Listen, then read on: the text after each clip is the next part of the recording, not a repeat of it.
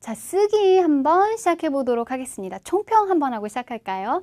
그 4월달 시험에서는요, 난이도를 좀 잡자면 중 정도 됐었습니다. 약간 그 우리가 흔히 알고 있는 특수 구문을 조금 외운다든지 동사 수로문 같은 것들이 조금 시험 문제에 많이 나왔었고요. 5월도 크게 그렇게 벗어나지 않았습니다. 받자문 나왔었고, 빼이자문 나왔었고, 동사 수로문 나왔었고, 그러니까 항상 나오는 문제들이 좀 줄을 이뤄서 나왔고요. 요번 5월 시험에 조금 쓰기 부분에서 특이한 게 있다라고 한다면 짜이가 보어로 사용돼서 제가 3월달 적중특강 때 그랬었죠. 그래서 제가 이거 적중특강 하면서 저희 담당자분이 선생님 이거 너무 길어요 라고 했을 정도로 제가 미친듯이 거품을 물었던 그 강의가 있었습니다. 3월인가 4월 강의에 그 짜이가 보어로 쓰인 부분에 대해서 이제 그때 제가 이제 위랑 짜이랑 비교하면서 했었는데 그 문제가 두 문제가 출제가 되었었습니다. 그리고 제가 아까 듣기에서 잠깐 자랑을 했었었는데 5월 7일 IBT 시험에 10문제 중에 4문제 제가 맞췄죠. 똑같이 그대로 출제가 되었었습니다. 근데 그럴 수밖에 없는 게요. 지금 2010년도부터 계속 HSK 강의를 하면서 시험을 계속 보고 있는데 그 추세가 예전에 나왔었던 문제가 계속 지금 돌아가고 있습니다. 그래서 뭐 비가 한바탕 짝 제때 왔다라는 문장 제가 맞게 했었었고 역시나 정도보호에 관한 문제 맞았었고 토시 하나 안 틀리고 문제가 등장을 해서 제가 4문제에 맞췄었죠. 여러분들 앞에 나와 있는 그 적중특강 다운 받으셔서 조금 한번 그러니까 그 스크립트랑 그 강의 노트 받으셔서 한 번씩 보시면 좀 더 도움이 되지 않을까 싶습니다. 그리고 사실 저는 이제 뭐 그렇게 막 SNS를 하고 이러지 않아서 여러분들의 반응을 잘 모르지만 저희 이제 담당자분들한테 들었을 때는 그래도 여러분들이 반응이 조금 있으신가 봐요. 혹시 뭐 멀리 사셔서 또는 뭐 시간이 없으셔서 하신 분들은 저희 강의만 조금 들으셔도 문제 더 풀 수 있습니다. 그리고 여러분들이 그렇게 해주셨다라는 거에 저는 또 기운 내서 문제 만드니까요. 강의 좀 같이 한번 봐주시면 좋을 것 같아요. 이게 만약에 그냥 단순한 제 홍보였다면 이렇게 열심히 하지 않을 거예요. 근데 정말 같이 좀 공부한다라는 마음으로 제가 좀 사실 그 강의 평가를 받으면 항상 그 강의 평가 내용이 선생님이 굉장히 많이 푸시를 하신다라는 내용을 되게 많이 봤는데 욕심이 좀 많아요. 이왕 하시는 김에 같이 좀 빨리 많은 걸 했으면 좋겠습니다. 자, 그럼 쓰기 일부분 한번 시작해 보도록 할게요. 우리 쓰기 일부분은 어순 배열이죠. 그렇기 때문에 주어와 수어를 먼저 좀 찾아주세요.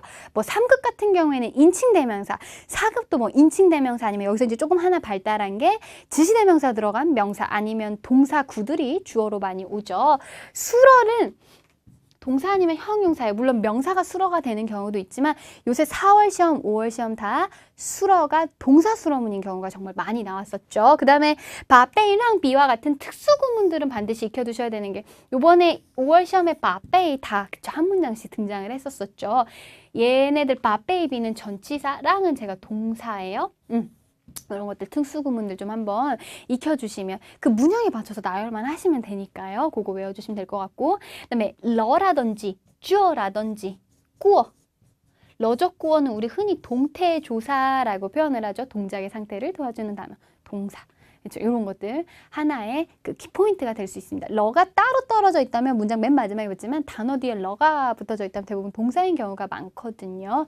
이런 것도 하나 착안해서 문제 풀어주시면 됩니다. 자, 그러면 오늘 5문제 한번 풀어보도록 할게요. 제가 3월 달부터 전치사에 대해서 굉장히 지금 강조를 하고 있습니다. 왜냐하면 부사는요 하나의 단어이기 때문에 어떤 좀 뭐라 그래야 되지 수어를 꾸밀 때 별로 그렇게 어렵지 않게 사람들이 하는데 전치사는 전치사 따로 명사 따로 떨어져 있으면 이게 이제 헷갈려요. 물론 붙어 나와 있을 경우에는 이게 전치사인데 수어 뒤에 갖다 붙어서 틀리는 경우가 많죠. 그렇기 때문에 전치사는 요새 계속 4급도 그렇고 5급도 그렇고 계속 지금 시험 문제에 등장을 하고 있는 추세가 있으니까요. 전치사는 조금 눈여겨서 봐주셔야 돼요. 자, 일단 타랑 원은 빼죠. 이런 거는 쉬우니까 넘어갑시다. 자, 단어 뒤에 제가 러가 붙어 있으면 동사라고 얘기했었어요. 또 동사임을 알 수 있는 게 딱 명사 show가 보이죠. 오늘 외우셔야 될 단어 호이쇼. 호이쇼가 이거예요. 손을 들다 라는 뜻입니다. 자, 그 다음에 마지막 단어 봐주시면 짠짜이날 이라고 했죠. 짠은 서다예요. 그쵸? 앞에 한자 봐주시면 설립, 서서 공간을 차지하고 있어요. 서다라는 뜻입니다. 서면 어디에 쓰다니까 역시나 지금 짜이가 뭘로 들어갔어요? 그쵸? 보어로 들어갔어요. 요번 5월 시험에도 동사가 동사가 지금 기억이 안 나는데 아무튼 짜이가요 동사 뒤에 붙어서 보어의 역할로 나왔었습니다. 그러니까 짜이가 동사 앞으로 가면 어디에서라는 그 장소를 조금 이 장소에서 뭐 하다라는 뜻이 되지만 이 짜이가 보어로서 본다면 이 장소에서 뭐 하다라는 뜻으로 되니까요. 짜이가 동사 뒤에도 붙을 수 있다라고 생각을 해주시면 돼요. 짜이 날은 거기 서서라는 뜻이죠. 설 수 있는 주체가 나와야 되겠네요. 또 손 흔드는 사람도 그쵸? 이렇게 표현해 주시면 되겠고 그 다음에 여기 잠깐만 그럽시다. 이제 오늘 이 전치사가 중요하죠. 흥분하지 말아야지. 제가 흥분하면 말이 빨라져요. 자, 시향은요. 전치사로서 무엇을 향해요? 좀 크게 쓸게요. 핸드폰으로 보시는 분들도 많으시죠. 무엇을 향해요? 말에 물결 표시가 들어가면 전치사입니다. 근데 시향은 시향만 그런 게 아니라 중국어에서 전치사들은요 다 동사 의미를 가지고 있어요. 왜냐하면 예전에 중국어가 이렇게 동사가 붙여져 있는 문장이었었는데 둘 중에 하나가 그 의미가 좀 탈락이 돼요. 그러면서 문법적인 의미를 짓게만 하게끔 나온 말들이 바로 전치사거든요. 그렇기 때문에 전치사에는 일반적으로 동사 의미를 다 가지고 있어요. 일단 시향 자체는 향하다라는 뜻이 있어요. 왜냐하면 옛날에 집에 창문을 내는 걸 해를 향해서 지었거든요. 그 원래 향하다라는 동사의 뜻이 있죠. 종도 마찬가지예요. 따르다라는 뜻도 있고 건도 따르다 이런 식으로 동사 의미를 가지고 있는 게 전치사죠. 그 시향은 향하다라는 말에서 그 의미가 점차 파생이 되면서 무엇을 향해서라는 뜻이 있죠. 그러면 시향은 무엇을 향해서니까 뒤에 방향이 나올 수 있겠네요. 그쵸? 위로 보세요. 시향상칸 이라든지 그쵸? 이런 식으로 무엇을 향해서 뒤에 방향이 올 수도 있습니다. 그리고 시향은요. 무엇을 향해서라는 전치사니까 뒤에 뭐랑 같이 나와요? 그쵸. 명사랑 같이 나옵니다. 혹시 이번 달부터 저희 시원스쿨 강좌를 들으신 분들이라면 진짜 기본적으로 3, 4, 5월 달 걸 한번 좀 들어봐 주세요. 앞에 것도 들어주시면 좋겠지만 3, 4, 5월에 제가 거품 물고 설명했었던 것들이 굉장히 중요한 것들이고 요거 4개만 들으셔도 웬만한 어법 다 잡아가십니다. 아셨죠? 시향은 전치사니까 뒤에 명사를 가지고 나와요. 그리고 여러분 전치사는요. 전치사와 명사가 합쳐져서 단어가 묶여지면 구거든요. 이 전치사구는 반드시 어디 앞에? 수어 앞에 놓입니다. 그걸 반드시 기억해 주셔야 돼요. 영어처럼 전치사가 수어 뒤에 문장 맨 마지막에 붙지 않아요. 중국어에서는요. 부사, 조동사, 전치사들은 모두 다 수어를 꾸며주는 부사어라고 생각하기 때문에 수어 앞으로 와요. 꼭 그걸 반드시 기억을 해 주셔야 돼요. 그다음에 시향, 무엇을 향해서고. 그럼 이제 이쯤에서 고민이 생기시는 게 여기다 적을게요. 왕도 무엇을 향해서고 선생님 요새 자오도 나오던데요. 얘도 무엇을 향해서요. 맞아요. 얘는 셋 다 무엇을 향해서 시리즈입니다. 근데 왕은요. 무엇을 향해서인데 우리 회화 배울 때 직진하세요라고 하면 왕첸저라고 표현을 하죠. 왕은 대부분 뒤에 오는 동사들이 움직임이 있어요. 예를 들어서 왕첸조 앞으로 가세요. 왕와이파오 밖으로 뛰어나간다라든지 왕첸 카이처 바깥을 향해서 앞을 향해서 운전합니다라는 것처럼 왕은 뒤에 대부분 동작이 와요. 그렇게 생각을 해주시면 될 것 같고 자오나 시향은 이런 식으로 문이 남쪽을 향해 열려 있습니다. 카이저처럼 움직임이 없는 동사들을 많이 써요. 근데 이제 대부분 자오 같은 것들은 그 동사가 멈춰져 있는 상태를 많이 나타낼 때 많이 사용이 되죠. 시향도 마찬가지지만 시향은 뒤에 오는 동사가요 조금 더 추상적인 게 올 수 있어요. 근데 자오는 그렇지 않아요. 예를 들어서 여기 봐주시면 손을 흔들었다라든지 고개를 끄덕였다라든지 그래서 어떤 문법책에는 신체 관련 동사가 온다라고 생각해요. 그렇게 생각하셔도 좋고 시향은 또 뒤에 올 수 있는 동사들이 시향워 지에셔 나에게 소개를 시켜줬다라든지 시향워 토이지엔 이샤 저한테 추천 좀 해주세요라든지 동사가 추상적인 동사들이 올 수 있어요. 얘가 가장 좀 보편적으로 많이 쓰인다라고 생각을 해주시면 돼요. 그러면 답 다 나와 있어요. 그쵸? 누가 나한테 손을 흔든 거죠. 그쵸? 누가 그쪽에 서서 나한테 손을 흔들었다예요. 의미적으로 맞게 주어를 이렇게 좀 배열해 주세요. 내가 저쪽에 서서 그에게 인사했던 좀 이상하죠? 그가 저쪽에 서서 나한테 손을 흔들었다라는 뜻이니까 주어 다로 잡아갈게요. 그쵸? 그가요. 짠짜이널 저쪽에 서서 손을 흔들었어요. 가장 큰 틀에서 보면 연동문이에요. 그렇죠? 쓴 다음에야 손을 흔들 수 있는 거니까요. 그렇죠? 그 상태가 묘사가 그렇게 되는 거죠. 그다음에 그 두 번째로 문제 봐주셔야 될 게, 그렇죠? 여기 보이시죠? 전치사는 어디 앞에 온다? 명사와 함께 쓰여서 수러 앞에 놓인다. 연동문과 전치사가 같이 합쳐진 문장이었었어요. 정답은 이렇게 표현해 주시면 되겠죠. 전치사 엄청 중요합니다.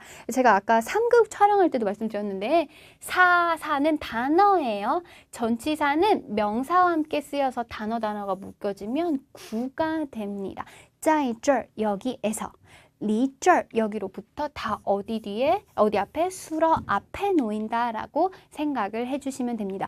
물론 어떤 전치사 구들은요 일반적이 아니라 뭐라 그래야 되지? 일부 전치사들은 문장 맨 앞에 놓일 수도 있어요. 뭐 목적을 나타낸다라든지 방면 어떤 범위를 나타낼 수 있는 전치사 구들은 문장 맨 앞에 올 수 있지만요 일반적으로 4급에서 쓰기 일부분에서는 다 수러 앞으로 오는 전치사들이 등장하니까 주의를 좀 해주셔야 되겠네요. 넘어가서 두 번째 문제. 우리 5월달 문제에서도 빼이가 나왔었죠. 일단 보도록 합시다. 띠디, 떠 뒤에는 뭔다? 명사. 가요. 빼이라는 표현은요. 제가 의미 적을게요. 무엇에 의하여. 말에 물결 표시 들어갔으니까 품사 뭐? 전치사예요. 그쵸?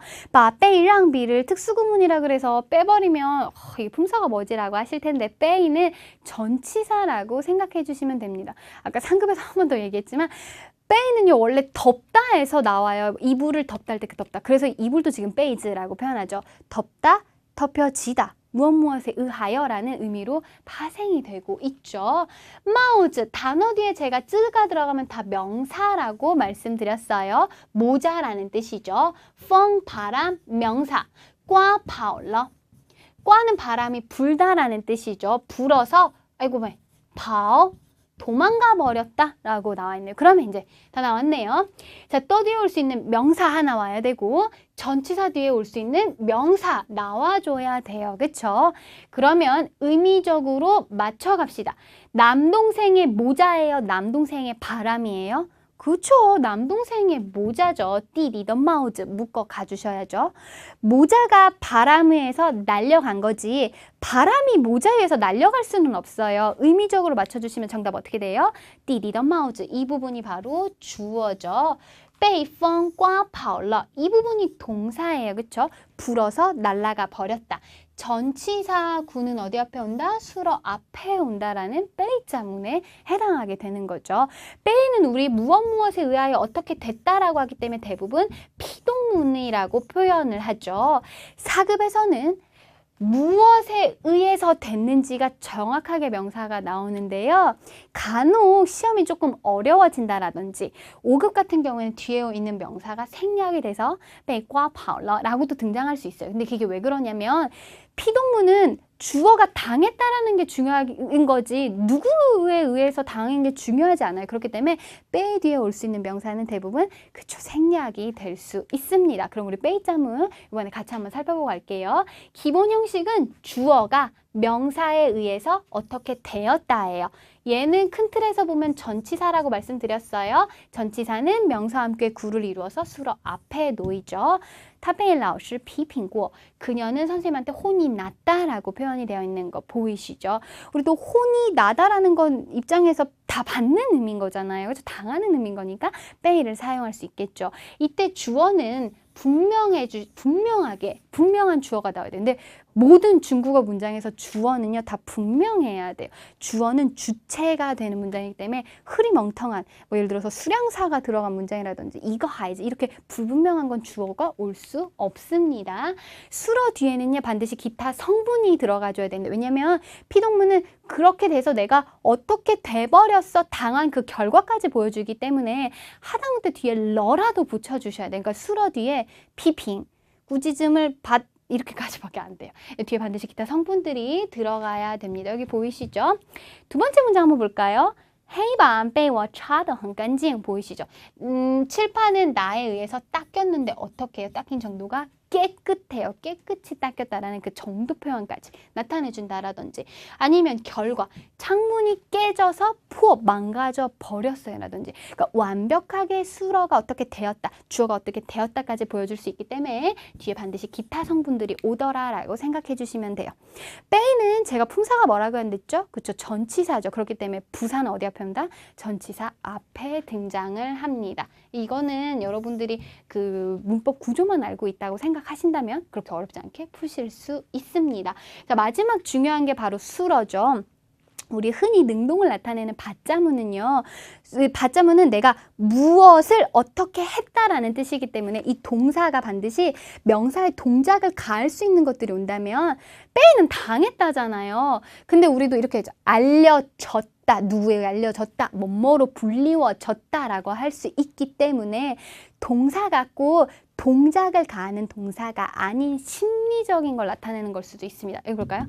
那件事被他知道了. 그 일은 그에 의해서 알게 되었다 라고 표현을 할 때도 쓸 수 있다라고 생각해 주시면 되겠네요. 자, 그러면 3번 보도록 합시다. 3번은 제가 아까부터 강조를 했었는데 보도록 할게요. 小王, 사람 넘어갑시다. 感兴趣, 흥미를 느끼다. 有兴趣, 흥미가 있다. 같이 외워주시면 되겠네요. 또이는 맞다라는 말이 아니라 제가 전치사로서 무슨 뜻? 그쵸? 무엇에 대하여. 대상을 끌고 나와요. 아까 우리 독해 3부분에서도 또 이즈지 야오치오 타이까오 자신에 대한 요구가 높다라고 표현을 했었었죠. 전치사는 뒤에 명사가 와요. 얘가 명사네요. 옌서 옌지오, 옌지오라는 표현은 연구라는 명사의 의미도 또 연구하다라는 동사의 의미도 있죠. 근데 동사라고 하기에는 전치사 뒤에 올 때는 명사가 써야 되니까. 그렇죠? 그럼 다 나왔어요. 가장 큰 틀에서 보면 무엇에 대해 관심이 있다, 흥미를 느끼다, 또이什么感兴趣예요. 누가, 사람이, 뭐에 대해서, 색깔 연구에 대해서 정답 어떻게 해주시면 돼요? 小王对颜色研究感兴趣라고 표현해 주시면 되죠. 주어가 흥미를 느끼다. SVO 문형 앞에 전치사와 명사가 전치사 구를 이루어서 수어 앞에 놓입니다.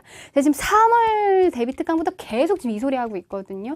외워주세요. 아셨죠? 조금 부족하시다면 앞에 거 한번 더 돌려서 보세요. 넘어가서 네 번째 문제. 이제 요게 4월달 시험 문제였었는데 이 4월 문제가요. 2010년도 4월 문제랑 똑같이 나왔죠. 단 단어가 하나 추가돼서 나왔어요. 뭐가? 얘가 추가돼서 나왔지 문제 똑같이 나왔었습니다. 항상 그런 식이에요, 문제가. 그렇기 때문에 예전 기출문제를 한번 좀 잘 살펴봐 주시는 것도 좋은 방법일 것 같습니다. 앞에서부터 보도록 할게요. 징은 뭐뭐 해주세요 라는 뜻인가 문장의 대부분 맨 앞으로 사용되죠. 상대방에게 요청하는 문장이 되기 때문에 뒤에 니가 대부분 생략이 됩니다. 여기 지향 한번 보도록 할까요? 지향은요, 두 가지 뜻이 있어요. 부사의 뜻이 있고 하나는 전치사의 뜻이 있습니다. 지향은요, 부사로서 찌앙라이의 줄임말로 사용될 수 있어요. 앞으로 뭐뭐 할 것이다, 장차 뭐뭐 할 것이다 라는 그 뜻이 하나 있고요. 또 찌앙은 뭐랑 똑같냐면 전치사로서 빠랑 똑같아요. 아마 요걸 모르셨다면 문제를 좀 푸시기 어려우셨을 거예요. 그럼 오늘은 어떤 말이 나오는지 한번 기대를 좀 한번 해보도록 하고 뒤에 한번 보도록 합시다. 자, 안이라는 표현도 얘도 전치사예요. 제가 일부러 문제 계속 지금 전치사 가지고 나오고 있어요. 안은 안짜오라는 표현에서 줄임말인 거죠. 무엇에 따라서 라는 뜻이에요. 말에 물결 표시 들어갔으니까 전치사. 무엇에 따라서 안짜오는요 뒤에 대부분 뭐가 오냐면 근거로 될 수 있는 것들이 옵니다. 안짜오 뭐 꾸이띵 규정에 따라서 그러니까 딱 근거에 맞춰서 뭐 할 수 있는 거예요. 여기 봐주시면 따샤오 순슈 크고 작은 순서에 따라서 얘 품사 뭐예요? 전치사예요. 그쵸? 전치사는 어디 앞에 온다? 수러 앞에 와요. 지금 수러가 지금 필요한 상황이에요. 여기 보도록 합시다. 这些数字, 이 숫자들, 얘 지금 다 뭐예요? 명사예요. 여기에는 명사 이미 갔어요. 얘 명사고. 그 다음에 여기다 한번 보도록 합시다.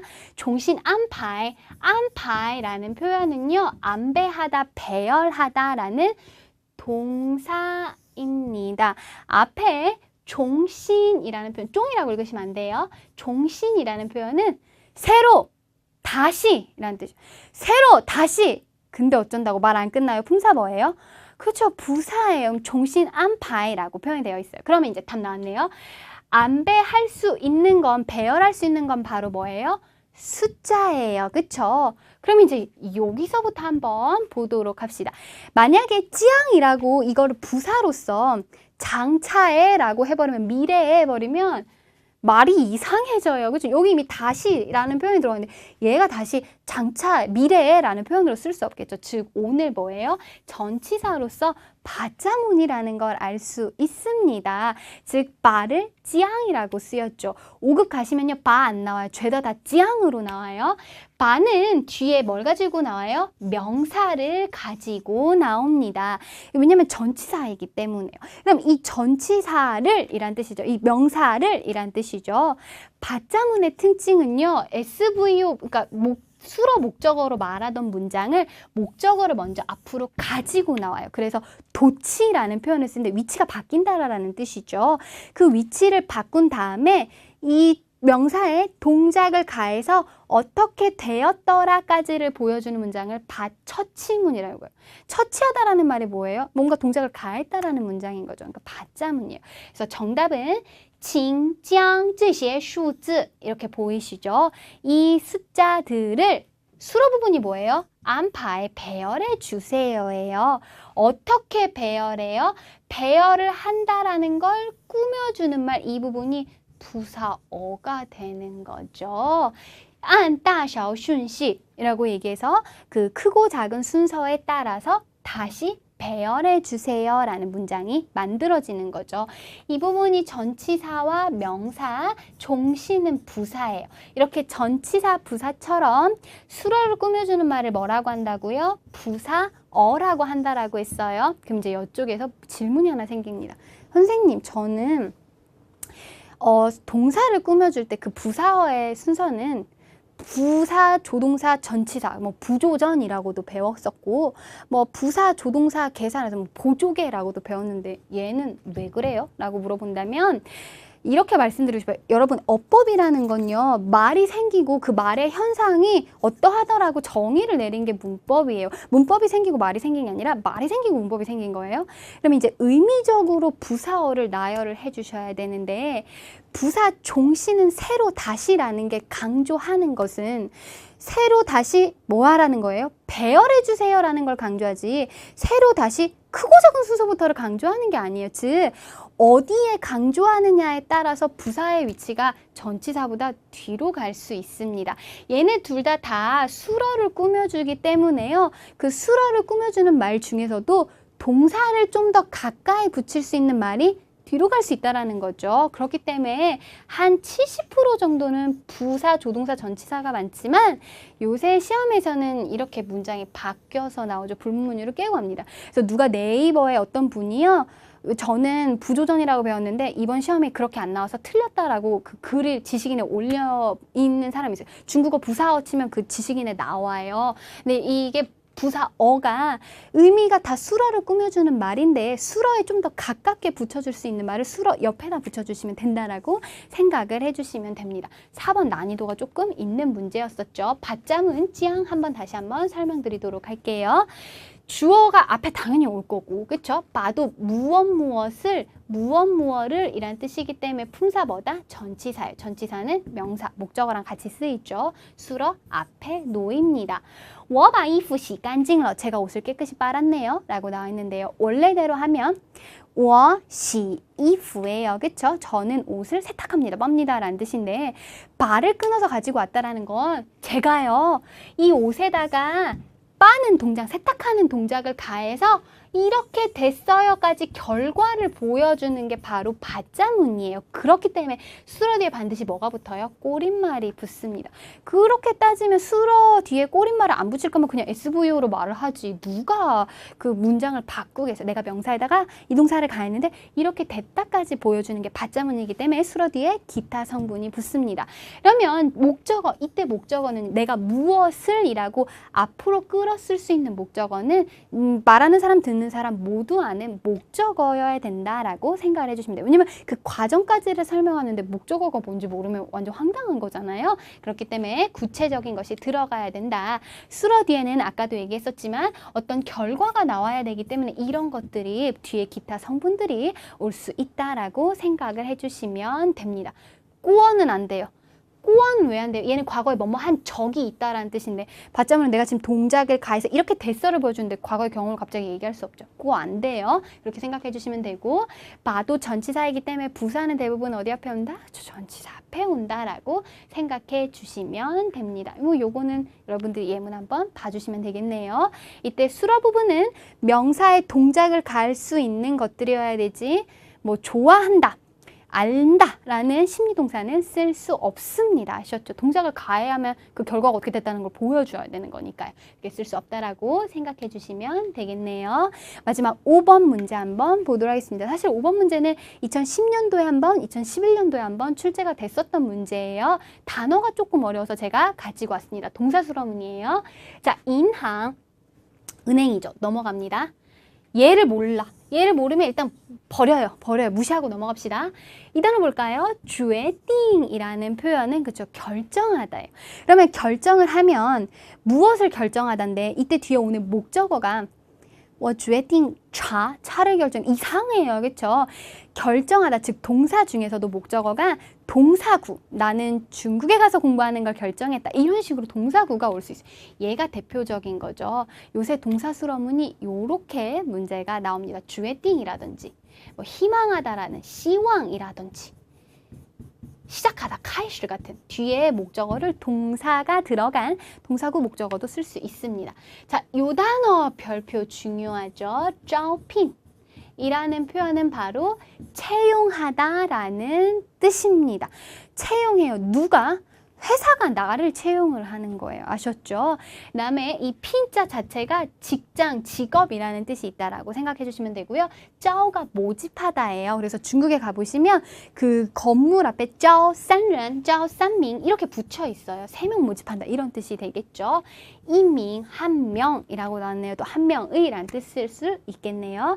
자, 그러면 일단 주체는 모집하는 주체는 누구예요? 인항이에요. 그쵸? 그러면 모집을 하면 누구를 모집해야 되는지 대상이 나와야 되는데 대상이 바로 뭐예요? 얘예요. 얘가 명사인 거죠.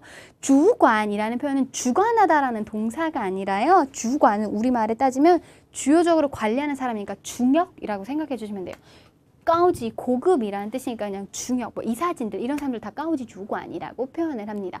그러면 결정했어요. 뭐 하는 걸요? 그쵸, 채용하는 것을. 그럼 이 밍은 사람을 꾸며주는 양사임을 알 수 있겠네요. 그럼 정답 나왔네요. 은행은 한 명의 중역을 채용하기로 결정했습니다. 라는 뜻이 되겠죠. 정답, 인항 주의 띵 목적어. 그쵸? 이 목적 안에서도 招聘 이민高级 주관이라고 해서 동사, 명사가 들어가 있는 문장이라는 걸 아실 수 있겠네요. 와, 쓰기 부분 이렇게 끝났어요. 그죠? 너무 말을 많이 했나? 갑자기 머리가 핑 돌아. 여기까지 쓰기 부분까지. 여러분 제가 말씀드린 거 그렇구나. 너가 설명하면 난 듣지라고 생각하지 마시고 필기도 좀 해주시고 복습 부탁드려요. 그러면 6월 달에는 분명히 높은 성적 받으실 수 있을 겁니다. 저랑은 혹시 7월 시험 준비하고 계신다면 7월에 한번 또 뵙도록 할게요. 수고 많으셨어요. 싱코러.